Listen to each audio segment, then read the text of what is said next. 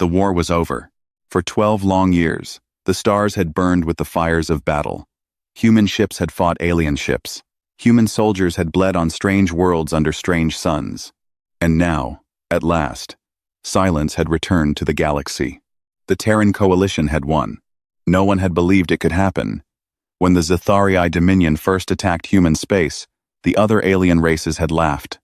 Humans were young. Humans were weak.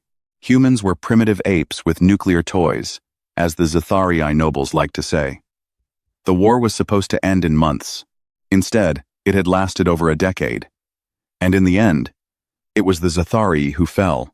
High above the liberated world of Vexara Prime, the orbital station Meridian, Seven floated like a great silver wheel in the dark. Its corridors were full of cheering soldiers, drunken officers, and news reporters from 100 worlds. Everyone wanted to celebrate. Everyone wanted to forget the bad years and remember only the victory. Everyone, that is, except Sergeant Cale Ardent. Cale stood alone by a tall viewport on the station's quiet side. He was a tall man, 31 years old, with dark hair cut short in military fashion and tired gray eyes that had seen too much. His left arm bore the pale marks of old plasma burns, scars that ran from his wrist up under his sleeve. He wore a plain uniform with no medals, though he had earned many. Below him, the planet Vexara Prime turned slowly. 3 months ago, he had fought on its surface. 3 months ago, most of his squad had died there. He did not want to celebrate. A soft chime sounded behind him. Cale turned to see a young officer approaching, a tablet in her hands. She looked nervous. "Sergeant Ardent?" she said. "I have your assignment papers." Cale frowned. "Assignment? I'm on leave." "Not that kind of assignment, sir." The officer held out the tablet. "It's about the reparations accord. Your servant is arriving in 1 hour." Cale stared at her. "My what?" The officer blinked. "Your Xathari servant, sir. All decorated veterans of your rank received one. Did you not read the notice?" Cale had not. He had ignored every official message for weeks. He took the tablet and read the words slowly. The Galactic Council, now led by human voices, had passed a new law. The Xathari, noble families, those who had ordered the glassing of human colonies and the massacre of human children, were to be stripped of their power. Many were placed into service to the human soldiers who had suffered under them. It was called restorative justice. Cale felt sick. "I don't want a servant," he said quietly. "Sir, the paperwork is already complete. She has been traveling for 2 days. You can file a complaint later, but for now, she will be delivered to your quarters at 2100 hours. The officer saluted and left before Cale could argue. Cale stood there for a long moment, holding the tablet. Then he crushed it against the viewport and let it fall to the floor. At exactly 2100 hours, the door of his quarters chimed. Cale had spent the last hour pacing. He had thought about refusing. He had thought about hiding in the station's bar until morning. But in the end, he was a soldier. Soldiers did not run from unpleasant duties. He opened the door. 2 coalition guards stood in the corridor. Between them was a woman. Cale forgot how to breathe. She was tall, almost as tall as he was. Her skin was a soft silver color, like moonlight on still water. Her hair was long and pale, the color of white gold, falling smoothly down her back. Her eyes were a deep violet, the color of the sky just after sunset. She wore a simple gray robe, plain and without decoration, but she carried herself like a queen in exile. She was beautiful, painfully, impossibly beautiful. Cale had seen Xathari before, many times, usually through the scope of a rifle. He had never been this close to one. He had never seen one who looked like her. Her face was blank. Her violet eyes looked past him, not at him. She did not speak. "Sergeant Ardent," one of the guards said, holding out a data chip. "This is Illyrian Vess, former highborn of House Vess. She is now assigned to your household under the reparations accord. All documentation is on this chip. Please sign here." Cale did not take the chip. "Her family's name is Vess?" The guard nodded. "House Vess, yes. They commanded the 3rd Dominion Fleet during the war." Cale felt his jaw tighten. The 3rd Dominion Fleet. He knew that name. Every human soldier knew it. That fleet had burned the colony of New Halifax. Over 2 million civilians had died in a single day. The woman, Illyrian, still did not look at him. She stood between her guards like a statue. Only her hands showed any feeling. They were curled into tight fists at her sides. Kale took the chip. He signed the papers. The guards bowed, turned, and left. Illyrian stepped into his quarters. The door slid shut behind her. For a moment, neither of them moved. Then, without a word, she knelt on the floor. She placed her hands flat on the ground and bowed her head until her forehead touched her fingers. It was the old Zathari gesture of total submission, a servant giving herself to her master. Kale stared down at her. He felt nothing like a victor. He felt ashamed. "Stand up," he said. She did not move. "I said stand up." His voice was rough. "I don't want a slave." Slowly, Illyrian raised her head. Her violet eyes met his for the first time. There was no gratitude in them. There was no relief. There was only a cold, tired fire, the kind that burns for years without dying. "Then why did you sign?" she asked. Her voice was soft and musical, but sharp as a blade. Kale had no answer. She rose to her feet in one smooth motion. She was even more striking standing. Her height, her grace, the way she held her shoulders back, it all spoke of generations of noble blood. The blood of the people who had killed his sister. And yet, looking at her now, Kale could not hate her. He wanted to. It would have been easier. "You will sleep in the guest room," he said at last. "You will eat what I eat. You will not call me master, and you will not bow to me again. Do you understand?" Illyrian's eyes narrowed. She did not believe him.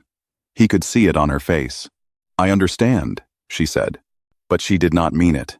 Kale turned away and walked to the viewport. Outside, Vexera Prime still turned. Somewhere down there, his squad was buried in foreign soil. The war was over. But something new, he realized, had only just begun. The first week was the hardest. Kale woke every morning to find Illyrian already awake. She would be standing silently in the kitchen area of his small quarters, waiting. Her silver hands were folded in front of her. Her violet eyes were lowered. She looked like she was waiting to be told what to do. "Sit down," Kale would say. "Eat something." She would sit. She would eat. She would not speak. It went on like this for days. Kale was not a talkative man. He had never been. But Illyrian's silence was different. It was heavy, full of things she would not say. It filled the room like smoke. He tried to give her space. He let her have the guest bedroom. He told her she could go anywhere on the station she wanted. He gave her a small allowance of credits for whatever she might need. He did not give her orders. He did not ask her to cook or clean. But every morning, the small breakfast was already prepared. Every evening, his boots were polished and placed by the door. His uniforms were washed. The floor was swept. "You don't have to do this," he told her one night. Illyrian stood by the window, her back to him. "Then what am I to do?" she asked. "Whatever you want." She turned. Her face was cold.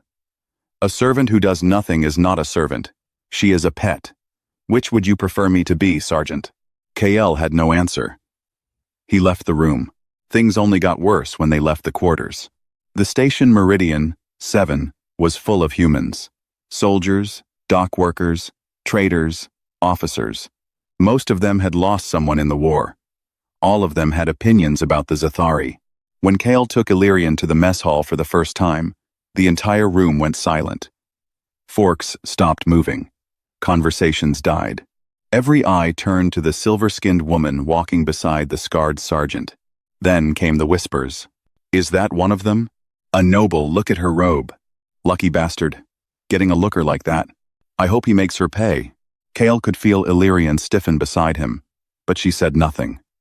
She kept her eyes forward. She carried her tray with the same royal grace she carried everything. She sat where he sat. She ate what he ate. She did not flinch. But Kale saw her hand tremble once, just once, when a passing Marine spat on the floor beside her chair. He almost stood up. He almost broke that Marine's nose. but Illyrian placed her silver fingers lightly on his arm. "Don't," she said quietly. "You will only make it worse for both of us." It was the first time she had touched him. Her skin was cool and smooth, like polished stone. Kale sat back down. But he did not forget. The trouble came 3 nights later.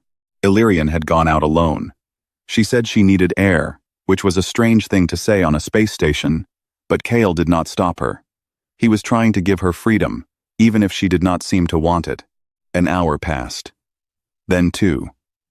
By the 3rd hour, Kale was pulling on his boots. He found her in a service corridor on level 4. 4 drunk Marines had her cornered against a wall. One had his hand around her throat. Another was pulling at her robe. Kale did not shout. He did not warn them. He moved. The first Marine went down with a broken nose and a shattered knee. The second lost 3 teeth to Kale's elbow. The third tried to pull a knife, and Kale broke his arm in 2 places. The fourth, the one holding Illyrian, let her go and raised his hands. "Easy, Sergeant. Easy. We were just having fun."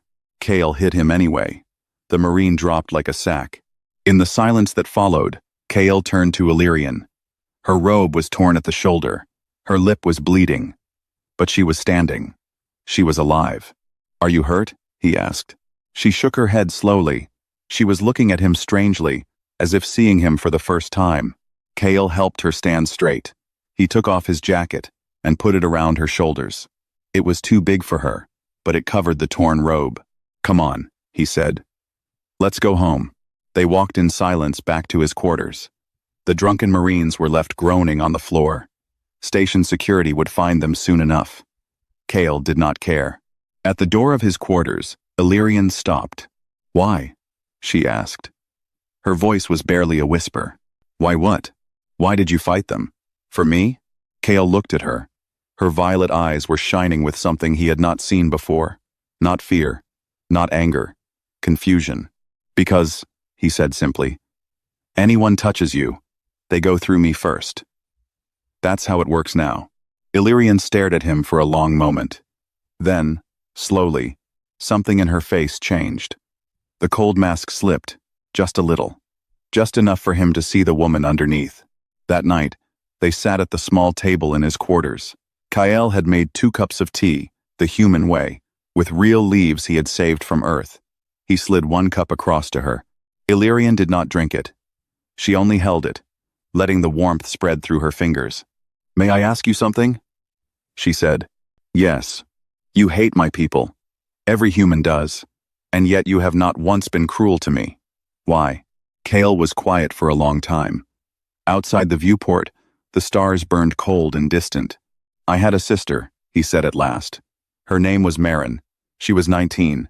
She lived on a colony called Teresa Bay. She wanted to be a teacher. Illyrian said nothing. "Your people burned Teresa Bay in the 5th year of the war. The 3rd Dominion Fleet, the same fleet your family commanded. My sister died with 40,000 other people. I never got to bury her. There was nothing left to bury." He finally looked at her. His gray eyes were tired, not angry. "I should hate you. Part of me does.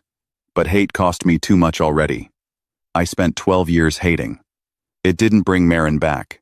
It just made me sick inside. So I stopped." Illyrian was silent. When she finally spoke, her voice was very small. "I had a brother," she said. "His name was Saren. He was a fleet captain. He died in the final year of the war, fighting for a cause I had already begun to doubt. I never got to say goodbye to him either." Kale nodded slowly. "War doesn't care whose side you're on," he said. "It takes from everyone." For the first time, Illyrian drank her tea. Her hands were steady now. Across the table, 2 survivors sat in quiet company, sharing a small meal. They were not master and servant. Not anymore. 2 weeks passed.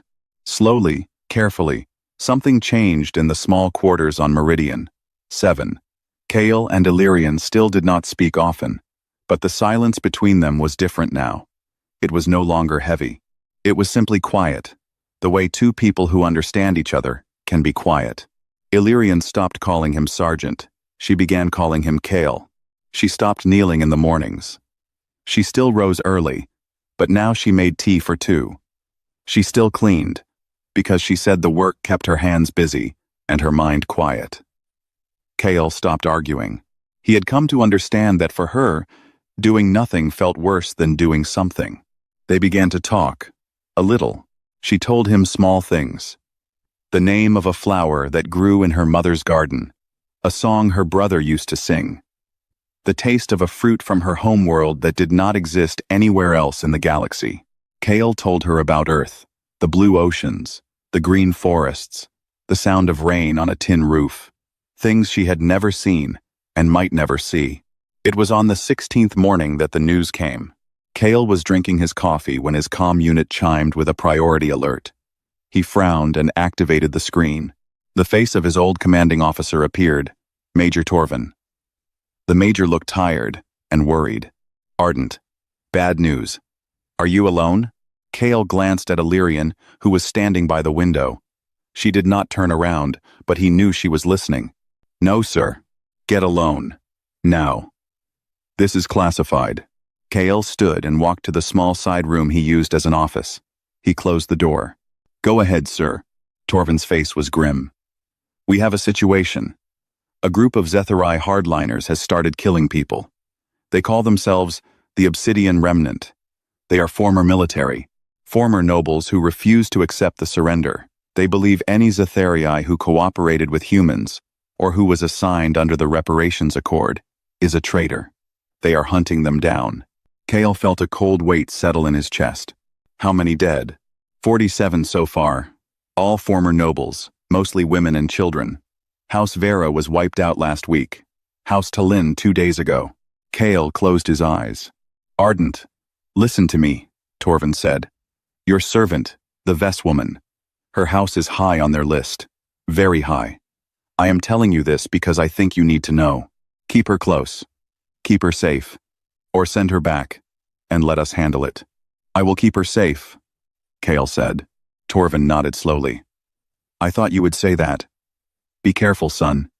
Something about this whole thing smells wrong to me. I don't like it. The screen went dark. Kale stood alone in the small room for a long moment. Then he opened the door and walked back into the main room. Illyrian was still standing by the window, but her back was very straight now. She had heard enough. House Vess is being hunted, she said, not turning. Yes. Good. Kale stopped. Good? Illyrian finally turned. Her violet eyes were hard and bright, but not with fear, with something else. Old pain, old anger. Kale, she said, there is something I have not told you, something I should have said the first day, but I did not trust you then, and I was afraid. She sat down slowly on the edge of a chair, her hands folded in her lap. She looked, for a moment. Very small. I was not just a noblewoman. In the last year of the war, I worked against my own people. I sent fleet movements, supply routes, weapon designs, anything I could steal, to human intelligence through a secret channel. I saved thousands of lives, human lives. Kale stared at her. You were a spy? I prefer to call myself a traitor.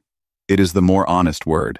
I betrayed my dominion because I could no longer watch it murder children on worlds that had done nothing. My own family did not know.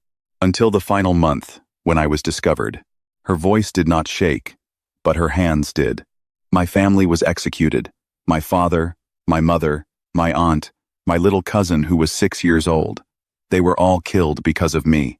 I was spared only because I was highborn and pregnant with a child who had already died in the womb from stress. Zethari law forbids killing a mother until she has given birth, even a dead birth. By the time I had recovered, the war was over. She looked up at him. The Reparations Accord did not punish me, Kale. It saved me. My own people wanted me dead. When I was sent to you, I thought it was another prison, only with a human jailer. I thought you would be cruel. I was wrong about you. Kale did not know what to say. He sat down across from her. Why did you do it? He asked. Why did you betray your own people? Illyrian was silent for a long moment. Because one day on a captured colony world, I saw a human child crying over the body of her mother. She was perhaps 4 years old. She did not understand what had happened. She just kept shaking her mother, asking her to wake up. And I realized that we Xatharii had been telling ourselves a lie for a long time. That humans were animals. That they could not feel what we feel. But that child, Kale, she felt everything. Just like I would have felt, if it were me. Kale's throat felt tight. I could not unsee her, Illyrian whispered. So I did what I could. The attack came 3 nights later. Kale had moved Illyrian to a different set of quarters, used secret military codes, asked old friends in security to watch the corridors. It was not enough. The bomb went off at 0300 hours. Kale was awake, unable to sleep, sitting in the main room. Illyrian was in the guest room. The explosion came through the wall. A flash of white fire that threw him across the floor. Smoke. Screams. Alarms. Kale crawled through the wreckage, calling her name. He found her under a piece of collapsed ceiling, silver skin covered in blood. For a terrible moment, he thought she was dead.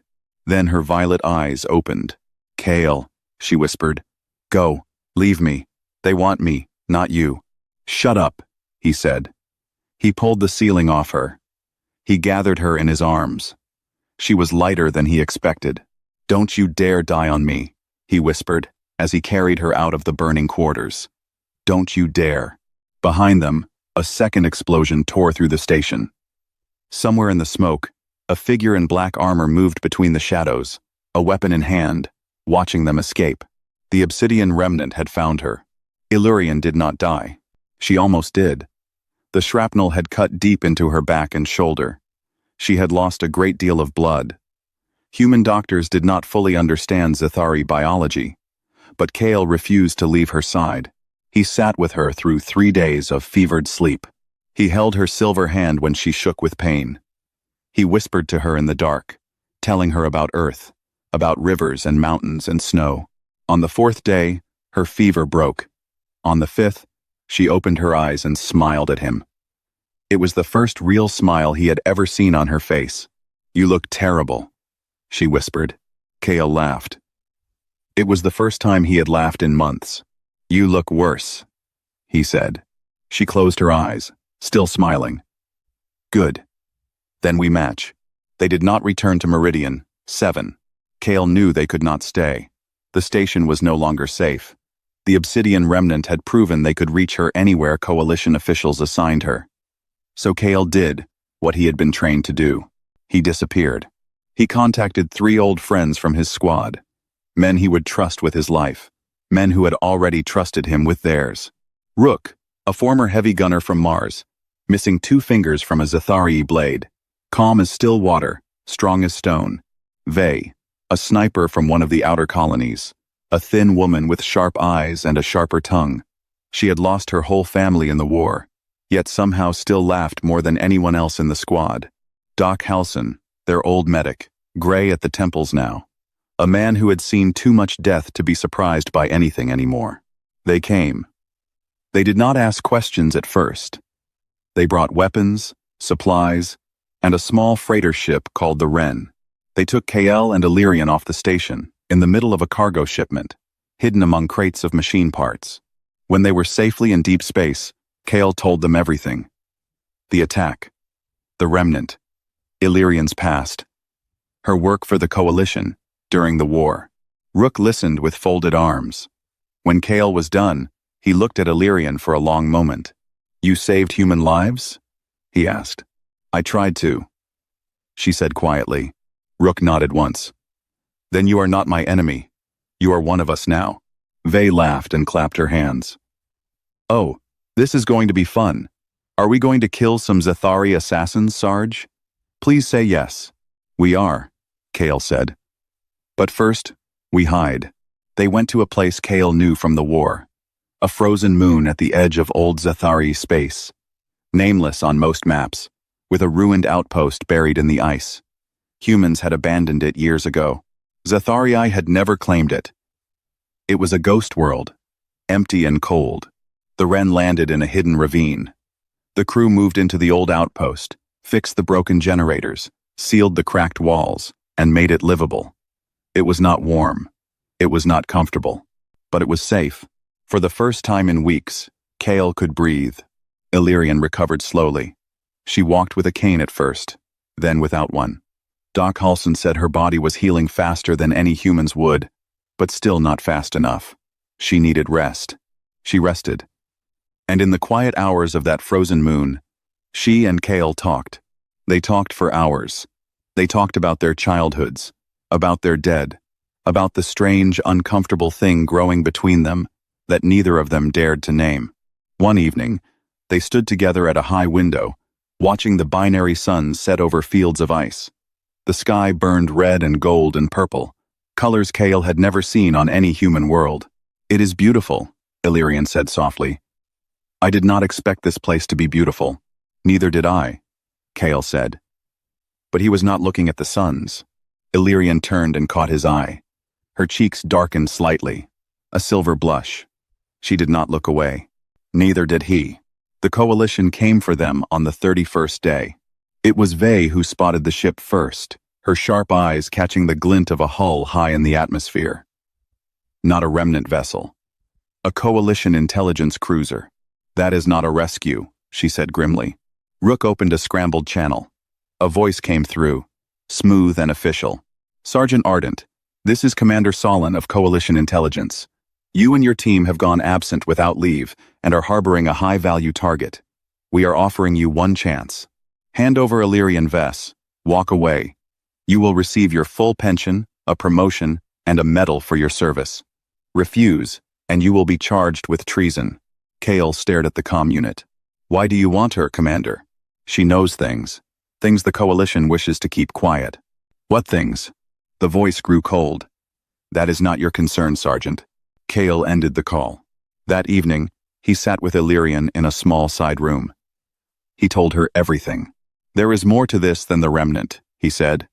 "Someone inside our own government wants you dead. They are working with the assassins. They are feeding them your location." Illyrian nodded slowly. She did not look surprised. "I know what I know," she said. "Your coalition committed war crimes in the final offensive, things that would shock your people if they came to light. Whole Zathari cities glassed from orbit after the surrender was already signed. I have records. I have proof. I was going to give it to a human court so that justice could be done on both sides. But if I die, the records die with me." Kale closed his eyes. He thought about the war he had fought, the war he had believed was clean, or at least cleaner than the enemy's. He thought about all the things he had not seen, had not known. "I want to help you," he said quietly. "Not just protect you. Help you. Finish what you started. It will cost you everything, Kale. Your home. Your people. Everything. I already lost the things that mattered. Marin. My squad. My belief that the war was simple. There is not much left to lose." She reached out. Her silver fingers touched his scarred hand. "Why do you keep choosing me over your own kind?" she asked, her voice low. Kale looked at her, really looked, at the silver skin and the violet eyes and the tired, brave, extraordinary person behind them. "Because somewhere along the way," he said, "you stopped being them and started being you." Illyrian's eyes filled. She did not cry, not fully, but a single bright tear ran down her silver cheek. She leaned her forehead against his. They stayed that way for a long time. Two survivors in a frozen outpost at the edge of a ruined empire, finally understanding what they had become to each other. Outside, the binary suns rose on a new day. And somewhere in the dark above them, the coalition cruiser was turning, preparing its final approach. The last fight was coming. They did not wait to be attacked. Kale had learned, in 12 years of war, that the best place to fight was the place the enemy did not expect. So instead of hiding on the frozen moon, he took the fight to the enemy. Illyrian knew the Zathari noble networks. She knew the old codes, the private channels, the secret places where Obsidian remnant leaders liked to gather. With her help, Kale and his small team planned a strike on the remnant's main base, a derelict warship called the Varith Core, hidden in a dead star system. But that was only half of the plan. The other half was information. Before they struck, they sent encrypted copies of Illyrian's records, the proof of the Coalition's war crimes, to trusted journalists on a dozen worlds.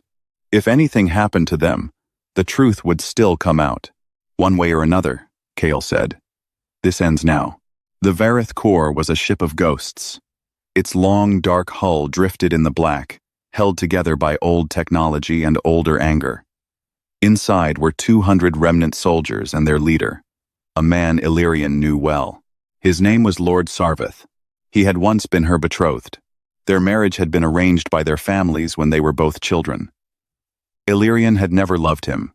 She had not even liked him. He was proud and cold and believed, with all his heart, that the Zethari were born to rule the galaxy. When Illyrian had betrayed the Dominion, Sarveth had not just been angry, he had been personally insulted. He believed she had shamed him. He had sworn to kill her himself. He will not be easy to beat, Illyrian warned. He is a master of the blade. He is stronger than any human. Kale smiled grimly. Good thing I am not going to fight fair. The attack came in the deep hours of the ship's night cycle. The Wren dropped out of hidden jump space right next to the Vareth core. Rook blasted open a docking port with a breaching charge. Vey picked off guards from the shadows with her sniper rifle. Doc Halson kept the retreat route clear. His old medical kit turned into a trauma station for the wounded. Kale and Illyrian moved through the old ship like twin storms. Kale with his rifle and combat knife. Illyrian with a Zethari blade she had taken from a fallen guard, moving with the deadly grace of her noble training. They cut through the remnant soldiers room by room, corridor by corridor. Kale had never fought beside someone like her. They moved together as if they had trained for years. She covered his back. He covered hers. Without words. Without hesitation. They reached the command deck. Lord Sarveth was waiting. He was tall, even for a Zethari, his skin a darker silver, his eyes pale gold. He wore the black armor of the Obsidian Remnant, marked with the old symbols of House Sarv. In his hand, he held a long, curved blade that glowed with inner light. Illyrian, he said, his voice soft and poisonous. How far you have fallen, fighting beside a human monkey, wearing his scars as if they were jewels. Illyrian raised her own blade. Step aside, Sarveth, or do not.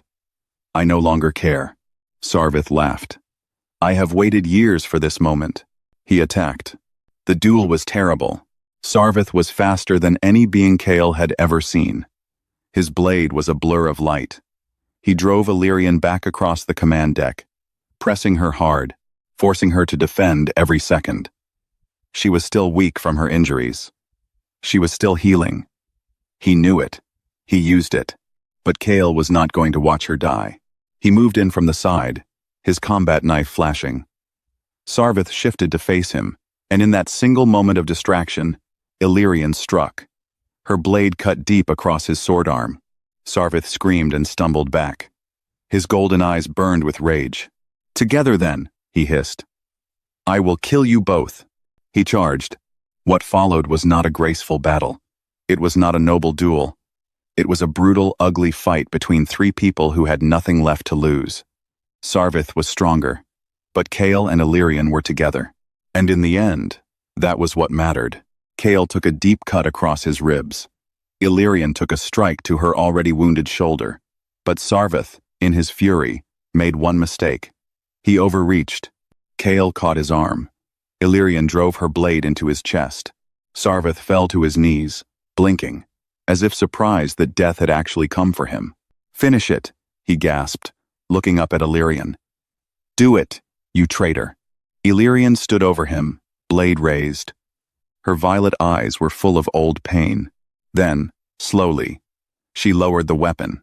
No, she said quietly. I will not become what the Dominion made of me. You will live, Sarveth. You will stand trial. You will answer for what you have done. That is a better punishment than any blade. She turned away. Sarveth collapsed, alive but broken. It was over. The truth came out 2 weeks later. Every news network in the galaxy broadcast the records Illyrian had kept. The war crimes of the final offensive were laid bare for all to see. The human public was shocked. There were protests.